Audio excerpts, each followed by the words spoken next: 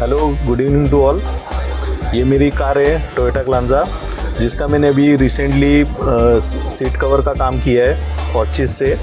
आप देख सकते हो एक नंबर काम हुआ है, मतलब कोई डाउट ही नहीं इसमें।